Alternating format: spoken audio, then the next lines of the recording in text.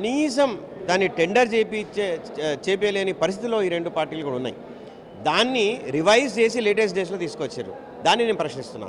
100 కోట్లు మీరు తెచ్చింది కాదు, 60 కోట్లు మీరు తెచ్చింది కాదు, కేవలం మీరు తెచ్చింది 10 కోట్ల రూపాయల స్పెషల్ డెవలప్మెంట్ ఫండ్ మాత్రమే అని చెప్పేసి నేను వారిని ప్రశ్నిస్తున్నా.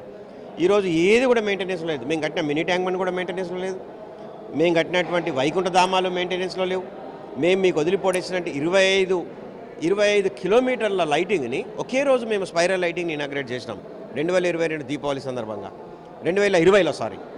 ఈరోజు 25 పోల్స్ కూడా లైట్ లేనటువంటి పరిస్థితి, అది స్ట్రీట్ లైట్స్ లేనటువంటి పరిస్థితి, గల్లీలలో లైటింగ్ లేనటువంటి పరిస్థితి.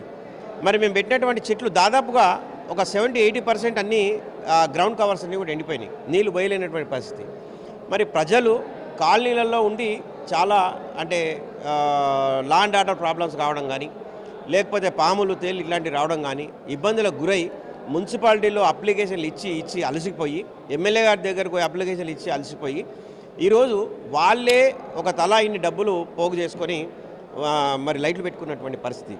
అయితే సార్ చెప్పండి, మీరు చేసిన అభివృద్ధి ఇది ఉదాహరణకి ఐటీ హబ్ కానీ, న్యాక్ భవన్ కానీ, ఇప్పుడున్న పాత కలెక్టరేట్లో కళాభారతి భవన్ కానీ, ఇంతవరకు కూడా ఈ కళాభారతి పూర్తి కాలేదు. ఐటీ హబ్లో ఎలాంటి ఉద్యోగాల కల్పన కానీ దానికి సంబంధించిన అప్పుడు మీరు తెచ్చిన కంపెనీలు తప్ప ఇప్పటి వరకు కూడా కంపెనీ రాలేదు. అసలు ఏంటి సార్ ప్రభుత్వం వచ్చి 2 ఏళ్ళైంది, ఇంతవరకు కూడా కాంగ్రెస్ పార్టీ